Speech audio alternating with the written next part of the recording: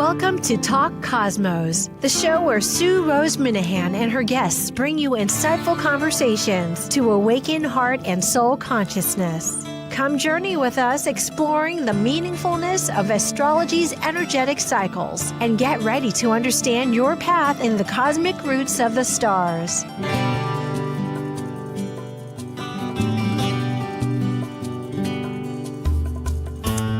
Hi, everybody. I'm Sue Minahan. This is Talk Cosmos.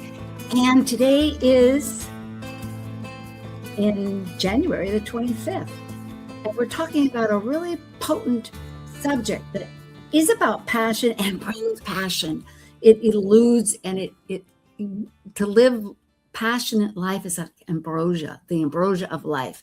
Yet passion can, depending on your needs and motivations, and your sense of self and other, can transgress. And Ixion, this particular dwarf planet, exemplifies the need to respect boundaries, our relationship agreements. It's right in everybody's world these days.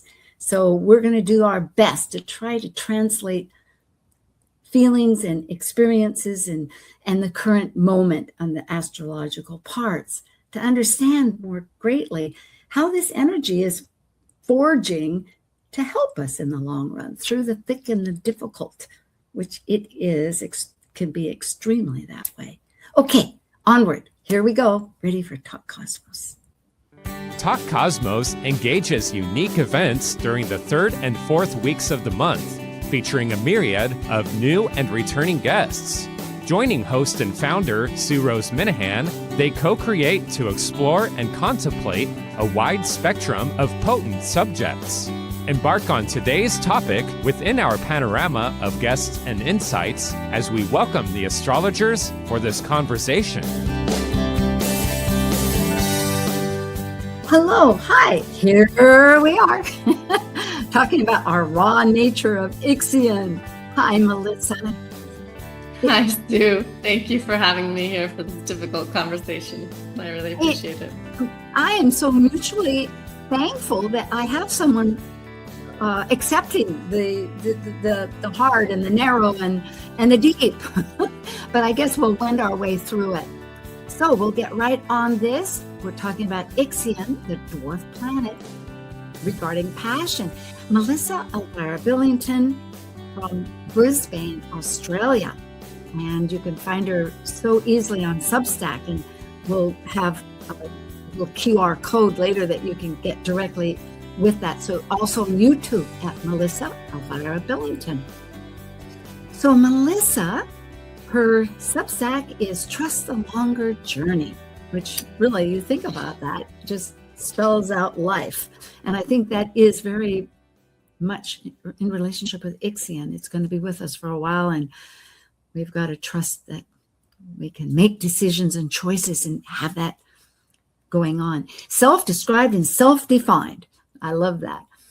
And you are healing and a bridge really between the healing and creative to science, because Melissa just finished her university Masters.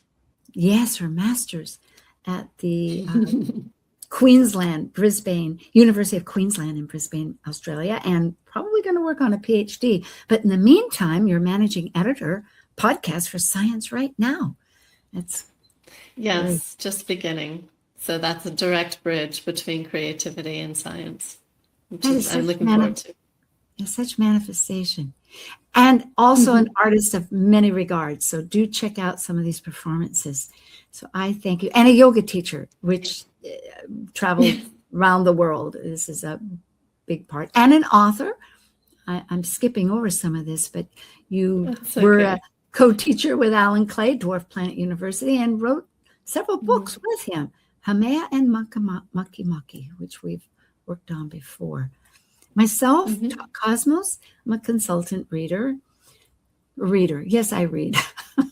And a writer. Oh boy. So I guess the one thing to mention is I am studying vibrational astrology, besides having worked with the classes at Dwarf Planet, and I do speaking through various groups. And I love mythology and esoteric. And I've studied music a great deal. Let's dive into Ixion. Ixion. Now, in the universe, perhaps you can tell us too, but whatever comes to mind, Amanda, Melissa. That's an M word. No, right. No, it's not. Go ahead. I'll settle down. So what we're here. Okay, so we want to dive into the mythology. It's difficult. It is because, first of all, Ixion immediately violated social grace, you could put it, social standards, and they're not just standards. Today we may think of them as very, in that world, thousands of years ago, people had to live by the word of their social conducts, and the bride price was one of them. This is, pre-Greek times, actually, and he just refused to pay for it, and so his father-in-law stole his horses, and Ixion, not having such any kind of emotional morality, as it turns out, had a lot of vengeance and invited him for a celebration and threw him into a fire and killed him. Well, that, besides being morally wrong, it also violated a code of standards called Xenia, where host and guest hospitality was how the world functioned. You could stay the night, get fed, take a bath, sleep, and the next day find out and go on your way. But that's a social customs. Go ahead. Yes. Well, you referred to that just at the start in terms of that social construct that we don't have a word for. We might call it hospitality, but that the fact that there's a word, I'm assuming Xenia is a Greek word as opposed to Roman. The Romans kind of took off on the Greeks and had their own names for gods and goddesses. So a word for that sacred contract of welcoming somebody who's traveling into your home and taking care of them long enough for them to refuel and then, as you said, head back on their way. So without that societal contract and recognition that the person coming into the home is not going to violate the home and the home is not going to violate the visit, that there's respect on both sides. So I find it significant that when we don't have words for things, we often don't recognize them. We don't know how to talk about them because we don't have words for them. So being able to dig up this word and bring it back into our lexicon, even though we're not speaking Greek, but being able to use the word, there is a way that we can respect one another. Yeah. Well, isn't that true? And it was through Wikipedia, that particular one, because there's quite a bit. They do have some information. As a result, of course, he was ostracized. However, he also didn't receive the rights that the people would have bestowed upon him in order to alleviate his conscience or try to clear him, which is an interesting idea too, that society realized that if you did a wrong, but he stepped out of any kind of authority that was available. So for 10 years, at least, he wandered, ostracized, outlaw. But then Zeus, who we might think of, as I interpret it, as the spiritual contract, offered him, are you ready? In a sense, I don't know if he said that or thought, but I kind of am thinking, Melissa, that in other words, Spirit says, are you ready? Are you ready to redeem yourself? Can you really make a turnaround? Because we put people in prison for this same reason, not to punish. I'm not for just punishment, but I'm rather for give a chance to really review and return to life on a new foot. Well, he didn't. He wanted to take Juno, the wife, and Zeus, when he found out, did a shape-shifting where he made a cloud, and as a result, I forget what they birthed, but at any rate, he latched, that was the end of it. Ixion's latched to a spinning wheel, burning for eternity. And Yes. And there was no going back. So, the morality there of when we don't respect those second chances, when we transgress again, there can be no going back. But I also appreciated when you and I were jamming about this, and you were talking about those two instances. The first one was more of a social transgression, and the second one was more of a spiritual. So he transgressed. And how I would understand that is to say that there is no hiding. There is no hiding. Sorry, I'm here in the bush and there are flying creatures around. So, but there's no hiding in the sense of we think we can do wrong, and maybe the justice system is not set up in a way to catch us. Maybe it is. Whether or not anybody catches us, our conscience, our soul level, our spirit level, however you want to word that, cannot be hidden from. Yeah. And this is so true.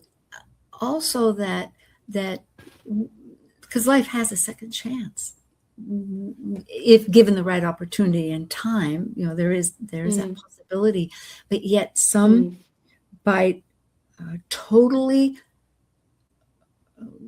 ignoring, refusing, unwilling to even have any retrospect of trying to shift their focus, their inner self, because it's not just memorizing, I'll be a good boy, you write it 100 times on the wall, but really, truly violating, again, totally not understanding the conducts of relationships and the boundaries between mutual relationships is the final message. So in a sense, you have to, I'm thinking of it like pretty literate, like in this lifetime, a person needs to really make 180 about turn, or else it's like you say, there's no hiding. And why do we even, it's interesting that this word means giving a reason for causes in the etiology. Etiology, I think that's how you say it, causation or origination, because, surely it understood. So tell me how this is in relation to Ixion, Well, it says that the word is, it was in pardon me, thank you for that. Someone said that this myth is, in a sense, the poster child for etiology, for giving a reason for what happens. And I guess I jumped, didn't I? I see. So, well, because that was part of my question for you is, and in general, like this is such a difficult myth, and it doesn't seem to me that we can readily jump from the difficult, from the violence, from the transgression to some kind of transcendence. And in the research that I've looked into, Jeremy Neal and has written a good book on Ixion. Ixion is not about transcendence. He's about consequence that restores relationship. And what came to mind when I read that was that I remember a male saying to me, in the context of Me Too, so transgressions against women, and also genocide, so transgressions against indigenous folk, can't we just, move on? And I was like, no, we cannot just move on. There needs to be reparation. There's been centuries of transgression that need reparation. It can't be this false apology or this mouthpiece to acknowledging the land that we're on. That's a start. That's a small little start. Yeah. But we need opening up direct action. Yes, to open that up. Melissa, I'm so glad, really, it's perfect time to bring that up, because it to me, and I'll show this, I think right now I can show this for two, as a chart will show, Ixion is at 9 degrees and about to move into 8 degrees at the end of the month here in January. Capricorn. Yeah, in Capricorn. In Capricorn. That'll show up. But the point is Yeah. that the nodes are at 8 degrees also very soon, or toward the middle of next month. That when within a degree, granted, there is an orb, but the fact is that they'll all be at 8 degrees. And because of the eclipse season, it's going to stay at 8 degrees for 2 months. And we will see, not that this is a large part of it, but it's part of the basis of why does this have such significance? Well, partly because Ixion is a powerful player here with this whole lunar 2-month period when it just drills in. And how is that important? To me, recognizing that if we look at this list, not only do we have the lunar New Year coming up on the solar eclipse, but we also have, most importantly, a couple of days after that in February, this eminent Saturn-Neptune conjunction at 0 Aries. The last one exactly that I found was 4,361 BCE, which is too far to think about before. A long time ago. Yeah, exactly. Meaning, hard to conceive of. Yeah, what kind of consciousness are we talking about? But what I'm getting at is, regardless of what it is, change doesn't happen sometimes unless you hit rock bottom. Like addiction. As a yoga teacher, I can say definitely that almost nobody came into the yoga studio because they wanted to, move themselves along. People don't make themselves uncomfortable, which is what change requires, until they're really uncomfortable. So they're not going to put themselves into discomfort. So we can see that globally, that everyone's getting more and more uncomfortable, and that's the pool needed for change. And when you say that too, because I have a map right up there, I'm recognizing that I wonder if anybody, or if we all are recognizing how interconnected we're becoming through the political events happening, largely because of the United States, but not just the United States. You talk about the Middle East, and then of course there's other areas all around the globe that are motivating such choices and actions that we're getting really aligned with. What are they doing and how does that affect us, and et cetera. Meaning, whatever you said is true. Please. And what comes to my mind when you're saying that is that Ixion is definitely a reckoning with our shadow, right? And so that's what's arising, as And we need to confront this, because the status quo is less and less a given. Something's got to move, and it isn't just a reaction. It's truly, like you say, making new action to correct what has been wrong. And you could say maybe wrong since 4,361, since the last time it was at 0. We've gone through a whole cycle. It is back at 0 again, but this time 45 minutes instead of 3 minutes. And so it could be that this consciousness change that we have is really bringing in that sacred, which I think Neptune and Saturn are very focused on. But we'll wait and see. That's more. And also, though, before you change slides there, you had started this with the nodes. So just to touch on that, in terms of our collective evolution, what are we letting go of, the South Node? What's no longer nutritive, Virgo South Node? And what is that collective Piscean higher consciousness level that we need to activate and stand for? If you combine that with the Aries energy of the warrior, the spiritual warrior. Yes. So Ixion in that mix, being involved with the nodal axis. What do you make of that? I would say that from the seed, if we can really, because we still have until August of the nodes here, and if we can really understand the oneness, the unity despite fragmentation, that does not mean we have to be all the same, but at least identify and embrace and work with the differences that are to see the mutuality inherent. Absolutely. Then we can take that seed from it and have identity that recognizes this truth that we're essentially one. We wake up, we have the same needs, the same wants, the same air, the same breath. Absolutely.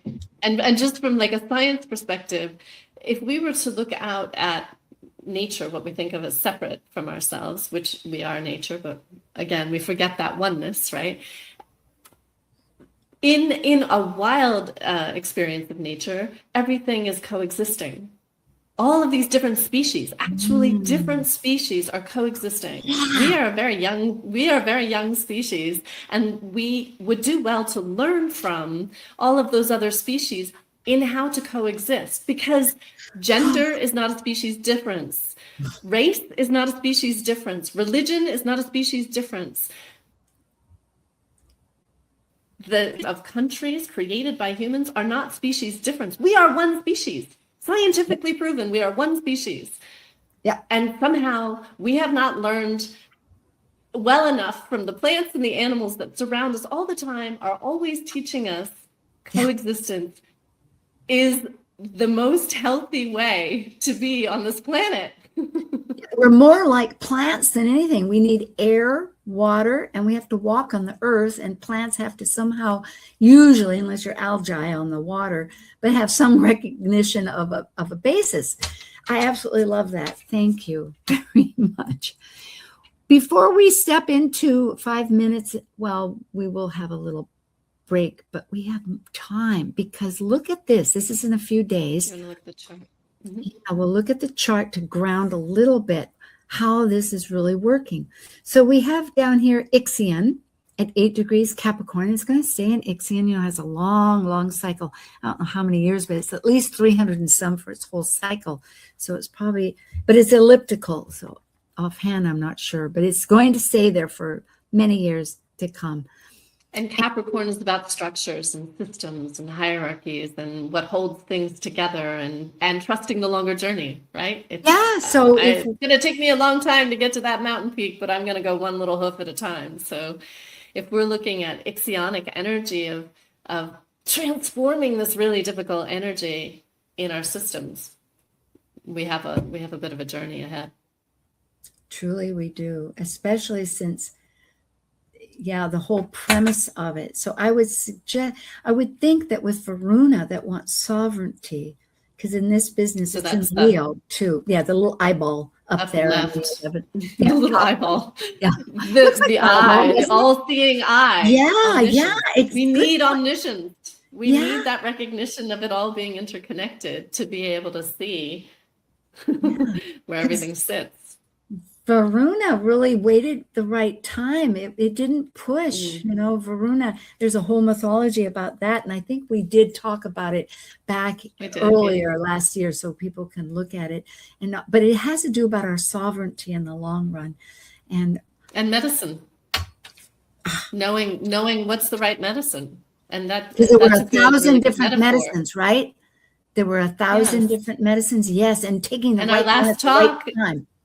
Yes. Your title was so great. Be Your Best Medicine was our last conversation. So I think this plays in directly with Ixion, is how can we, within the chaos, within the transgressions, within overstepping boundaries and needing to clarify assumptions, all of the Ixionic energy realm, how can we be our best medicine? How can we stay attuned to what keeps us healthy and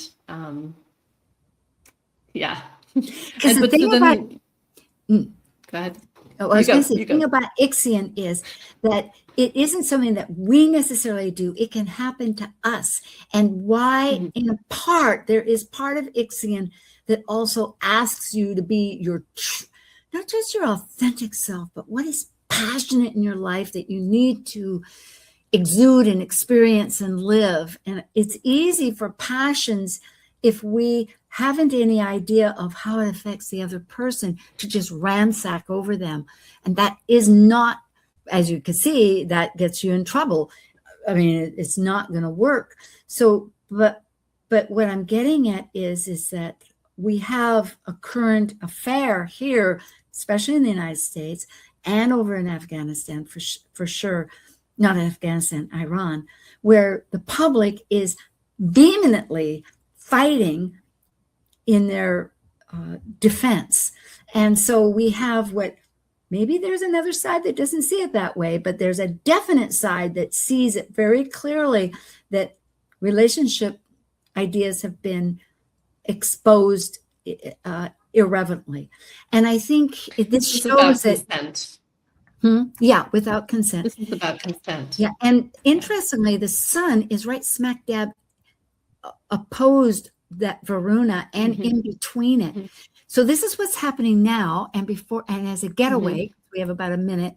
If we flash forward just during the next month, which is all this is happening, where both planets, here we have the conjunction. And of course, as of the 26th, Neptune is going to move into Aries. So that's just in a couple of days. That's tomorrow. To think of it. Oh, yeah, it's tomorrow. Yeah. So, but meanwhile, for that conjunction, we have Ixion as a major player.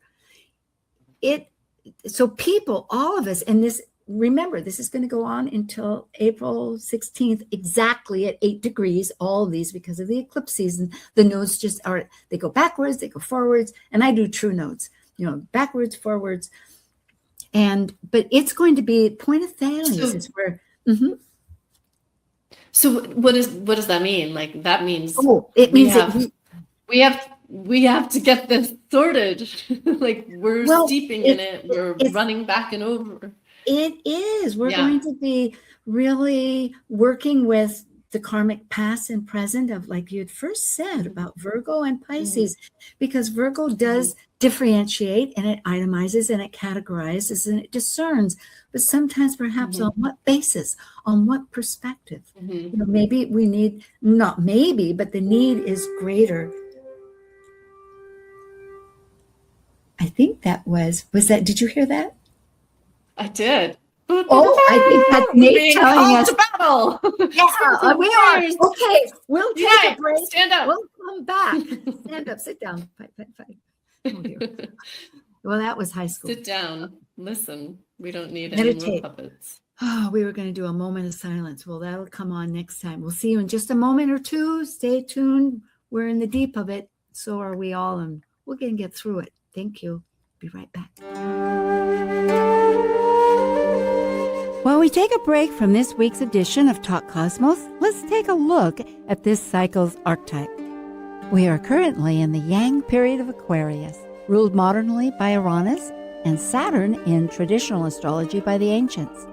By leaving a cycle based on governing structures through both man-made and universal laws, Aquarius breaks established patterns, permitting the energy of freedom, just as its ruling planet Uranus spins on its side and orbits backwards. As a fixed air sign represented by the water bearer pouring the spirit of cosmic energy, Aquarius seeks to find like-minded, intuitively aligned souls to connect in social groups for the elevation and improvement of all. This is psychological astrologer Dr. Laura Todd. Please join me, Michelle Fleming, and Edja Caleb February 21st through the 28th for Evolutionary Training's annual Goddess Awakening Retreat in Playa El Coco, Nicaragua. Enjoy daily yoga, well-being workshops, melt classes, baby sea turtles, and more. To register, go to mythicsky.com. Talk Cosmos ignites insightful conversations to awaken heart and soul consciousness with hour-long programs every Sunday at 1 p.m. Pacific on KKNW. Also available to watch live on the Talk Cosmos YouTube channel and Facebook page. While you're there, make sure you click their like and subscribe buttons so you get the full Talk Cosmos experience. You can listen to earlier podcasts since 2018, either on most podcast carriers or under the video tab on Talk Cosmos YouTube. To join our expedition and find out about upcoming programs, sign up for the newsletter at talkcosmos.com and launch your week into the cosmic wonder. This is Martha Norwalk. Every Sunday morning, beginning at 9 a.m., thanks in part to newprosupplements.com, we cover the world of animals. This week, February 1st, it's Shelter Rescue Sanctuary and anything that helps our animal friends Sunday. We'll check in with Meow Cat Rescue, Help Animals India, and Beth and Merritt Clifton from animals24-7.org. Plus, we'll find out about all the great classes and events coming up at the Ananda Institute of Living Yoga. Hope you can join us. Martha Norwalk's Animal World, Sunday morning, 9 a.m. to noon, right here on Alternative Talk, AM 1150. Alternative Talk 1150. It's good for what ails you. This statement has not been evaluated by the FDA. Okay, we are back. Well, looking at this, it's where Ixion can actually be working in a flow and a connection. Now, flows and connections can be negative or positive, just depending, but it is an active ingredient. Usually you think of it as a resolution between an opposition, but here we have the nodes. So it's really like, how are we going to form this? So it's a strong player. And with the yod, that's where there's adjustments. It's like here at the sovereignty, and I think for myself, I see it like, how can we correct, as you were saying, with the full actions to make the relationship sacred, because it is that contract, that sacred contract that we have with divinity, with people, with the integrity of life. And what I'm sorry to interrupt you. No, that's what I'm it. seeing there, right on what you're saying, is Ixion opposite Jupiter up there in the 11th house in Cancer. So, it's such a great place for Jupiter to be. And to me, that is about an expansion of our contract of care, our contract of care for our planet, which gives us everything that we possibly need is from our Earth and within our Earth, within one another, within all beings. So having that opposite Ixion there seems to me quite significant in this configuration. I love that. Jupiter, if you think of it in mythology, of the sky, and now in Cancer of the home. So our philosophy, our beliefs, excellent.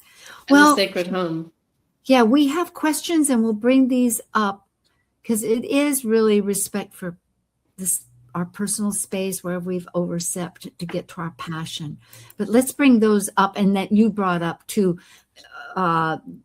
The can't hide and the passion, grieving and regret. Maybe you have a couple of words about that before I do, sure. Passion, of course, I love etymology, the roots of words. So immediately I can feel my passion on this topic, and in the world in general right now, I can feel my passion to stand up for and no longer stand for certain things, but to stand up for care and respect. But passion as a word, interestingly enough, is not that old of a word as far as I can tell etymologically, but it means to endure, to undergo experience. And so it's often associated with the passion of Christ, right? So it's, and that marcation, history is from 1200. So as a word, it's not necessarily that old. As it went forward in time to 1600s to our time, it's more about, feeling passionate, having a drive, moving forward with particular energy. But I'm really intrigued by that, to endure, because these are some times that we're having to endure, to undergo experience in order to know what is our passion. What are we going to stand up for? What are we no longer willing to stand for? And that passion gives some kind of a joy. It isn't joy like, I'm always, joy is a kinetic fuel that empowers, I think, the passion of something. Well, thank you. Thank you for all of that. Yeah. And in fact, just on there, go ahead. No. You were going to say? I forget. Grieve and regret. We had that on there. And so I think that's part of that reconciliation, the reparations, that we can't because one of the working titles of our conversation was No Regrets, right? And I was like, Oh, yes. I don't know about that, because I feel like we can't just skip over. We can't transcend. We have to address where the grief is. We have to address where we went wrong and what those regrets are in order to clear the slate. I think they're like a triad. I've given a lot of thought to that, because I think, perhaps, I hope, that to have passion, if one grieves through regret, it's going through all that you can have your passion. Is that making sense? And it does make sense. And I feel that as somebody who has cried a lot, and I would hope we all have the capacity and the vulnerability, the willingness to say that we grieve and that we cry. But what I don't see is authentic grief in our culture. I don't see people being willing to. There's a lot of, there's a lot of this energy. There's a lot of battling. There's a lot of like standing up bolstered. But what about the vulnerability? What about the grief? There's value in that.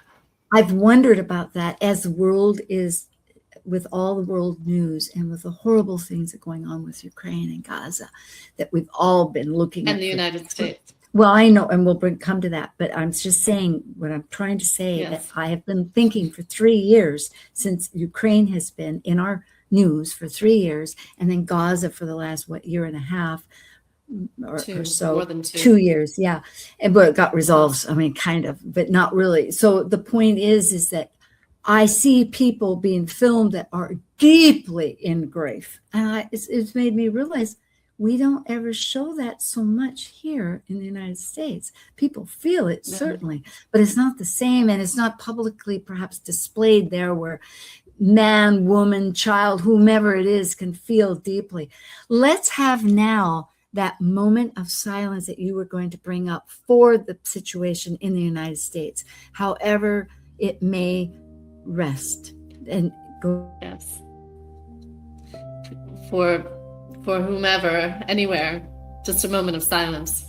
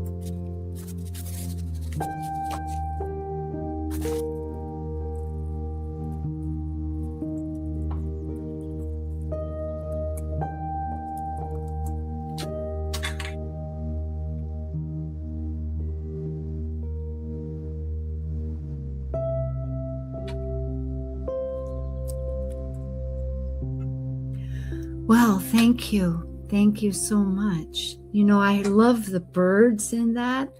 And I know we agreed, and we talked about different timings, but I hope for all that was restitution. Or is restitution the right word? Where you kind of bring back and bring up the reservoir of oneself.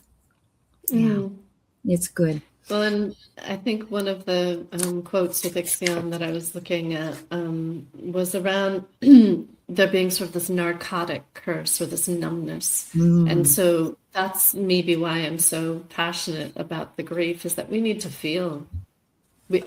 There's the danger of getting stuck in that because it's so enormous. It can feel like a tsunami of all of the grief. So I'm not recommending that, but I'm also not recommending avoiding.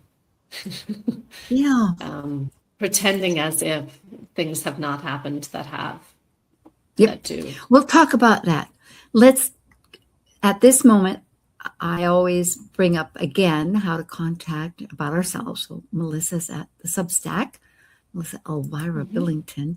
And tell us briefly about your 12 days of embodied consciousness so that people can perhaps use this energy towards just before, I think, the conjunction, or just during at the very end. Yeah, so it's going from, it's encompassing some pretty big events in there in terms of the conjunction of Neptune and Saturn in Aries at 0 degrees, but also the Chinese New Year. So I always say, never stop starting. Any opportunity to start again. An eclipse. An Aries sun. The solar eclipse. And the eclipse is in there as well. So there's a lot in there. I recognize that everyone is going through so much. And so what I have to offer is a lot of provocations and offers and conversations. And the set that we just did in December was so gratifying to me to have those kinds of were involved also seem to gain quite a bit from something as simple as what you and I are doing, which is having a conversation about some of these difficult topics. The 12 days are the 12 signs of the zodiac, so each day is allowing us to dive into that archetype or energy. They'll be potent. That word comes to mind. I use it a bit, but truly it will be, because thinking of the Aries energy, people need to, people will want, it's important to express and share. This is where Melissa has Trust the Longer Journey, and there's a QR code here, and there'll be also on the next one for her blog. And here you can either look at that now or go back to our recording and capture that. So if anyone's interested in joining the 12 days, then contact me that way. Yes. Thanks, Sue. Yes, I hope. Wonderful. It's giving to people. It's back and forth. So next week will be Saturn and Neptune at 0 degrees Aries. And I have Stormy Grace joining with Laura Tad and myself. Legacy Transit, which will be exciting. And these are a few others that we did. We just did one last week with Man's Search for Meaning with Viktor Frankl. And of course, here's the one with Melissa and I, Be Your Best Medicine, that we were talking about. And then the Venus Star Point, there's heaps in here. And Laura Tad has a moon journal, which is helpful to, you might be interested in. You can go to Mythic Sky about that. Let's talk about what this means. It's morally murky. We have this 2-month process of transformation to make positive irreverence sacred. It's complicated. It's complicated. And I think we tend to shy away from complexity. We cling to duality, black and white, good and bad, love and hate, and yet we need to encounter the complexity within ourselves and encounter the Ixion within ourselves, which, yes, there is the potential for transformation because the Plutinos, that threshold, before we go out into the dwarf planets, which is where mostly has been astrologically, but these gatekeepers, I would say, Pluto, Orcus, and Ixion. And I feel like Orcus is really key here as well in terms of keeping our oaths. I've read this imagery of Ixion and Orcus being like the devil and the angel on your shoulders. So how do we listen to the angel and be guided not to act on the devil's ideas and prompts, but to recognize that they are there? We all have Ixion. What does that say in our charts? What is that about? Yeah, I think partly it is, like, I know that you forwarded a lot of notes, and it's partly and they're good ones. I reviewed. It's partly that entitlement. We all need to be our voice and express it, but inherent is recognition of where it lands with the other person. There's what I do feel like it's a double-edged sword. Somebody will say, "Oh, well, that hurts me." Well, we all have to take care of our own needs. It hurts in a way, but there is still a way of respecting identity, without name calling, or as one example, or killing people. Thank you. There's things like that too. We're still in a war situation on some terms that I can't speak of. As far it's a big. Ideally, what comes to not. My mind is talking, Sue, is nonviolent communication. And so if, listeners have not looked into NVC, nonviolent or compassionate communication, that would be my prompt. Because inherent in that structure or that approach is consent, is asking, would you be willing? Yes.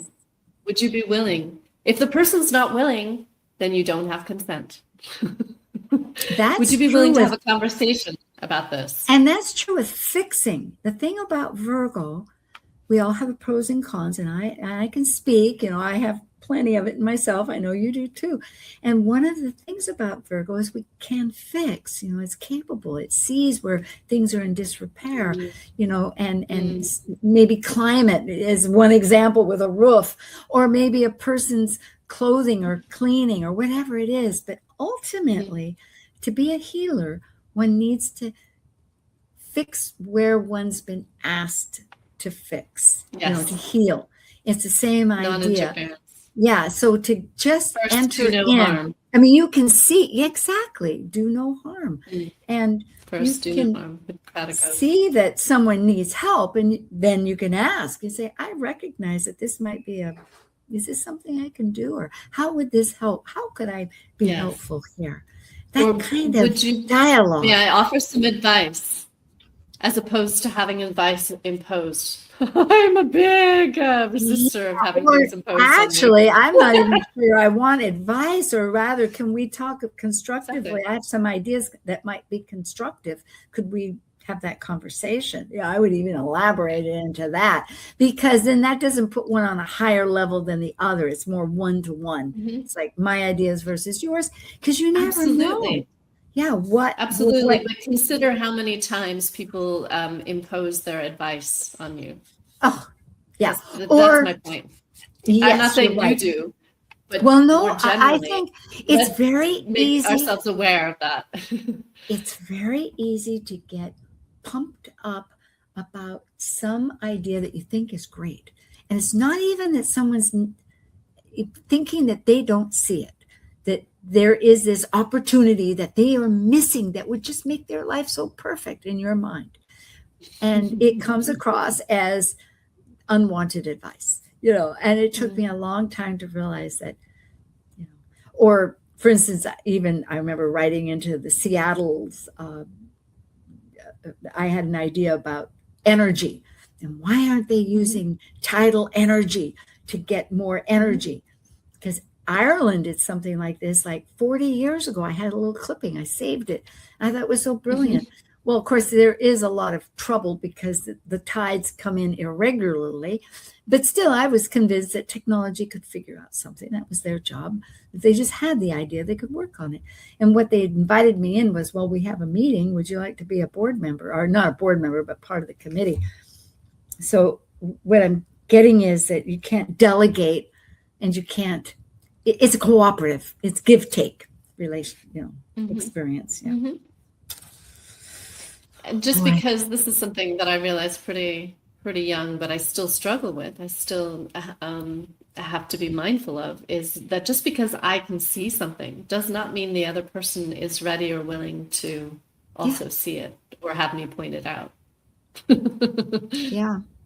I like this, what you've brought up about the oath, because I'm hoping that if we're enduring this long extended 2 months tight 8-degree interconnection between all these events that are impacting people in various ways. You know, it's as above, so below, or as above, so below, you know, back and forth.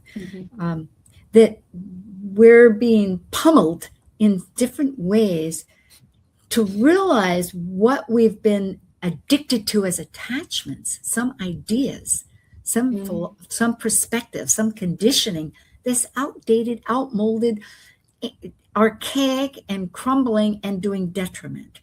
And it's only when you hit rock bottom in some kind of an addiction, and any attachment can be an addiction, and addictions to status quo or relationships of hierarchy versus, you know, I think Ixion in a very crude way is making us stand up to realizing how, with our sovereignty, how can we have some very Ixionic characters in the world today. And so that is a reflection for us to recognize the Ixion within ourselves. But I just wanted to comment on what you said about rock bottom. My experience with that has been very supported by Buddhist principle of hitting rock bottom is very difficult for the egoic self. And this is again where I talk about the Plutino threshold. We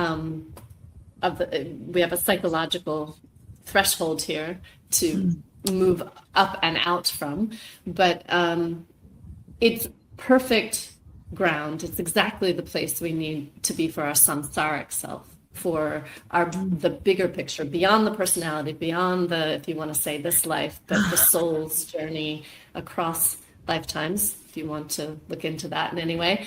But just to go beyond the ego, rock bottom is very hard. Oh, poor me. But for the bigger, it's the place that we need to be for those attachments. Exactly. Yeah. It is. Yeah. So there is a greater picture of it. Very true. I think there's much that always evolves out of, I'm looking at some notes here, but that evolves out of Ixion, because our passion, you know, we could talk about passion. That would be a great way to sign off in the next, because passions emote emotion, and it's true, one can get so excited. Like we had that moment of calm before we started, and then we also had it during our program, and I felt it just when the good news about that was, as you were just bringing up what you just said, and I thought, you know, a sense of support. But passion lived is key. What would be ingredients for passion? How do we? Well, I mean, I may not be directly answering your question here, but Good. just That's kind okay. of stepping back to what we were saying about rock bottom and attachments, and that one of the quotes from Jeremy Neal's book is that we must be content to be ordinary, lest we be narcissistic. And narcissism has been a big thing that we've been aware of in recent years, right? And we see it writ bold in the world. So ordinary does not mean that we are not ourselves. Accept ourselves within, you know, like a blade of grass. Imagine one blade of grass being narcissistic. It's part of the whole field. We are part of the whole field of humanity. I am the only one who can be myself.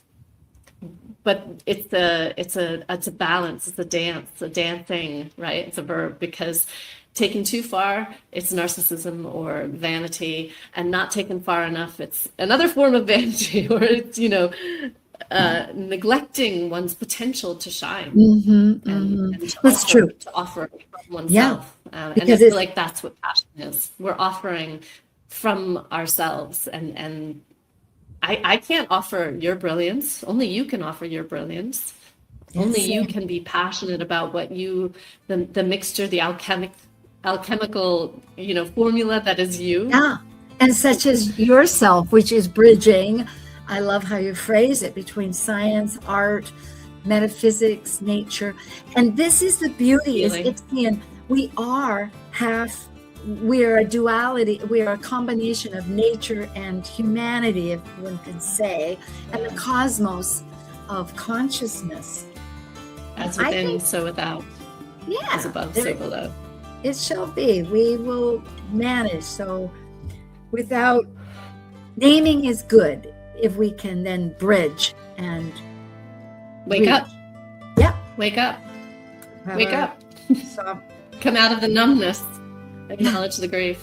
Connect to the step passion. forward and empowerment to all of your path of passion. Thank you.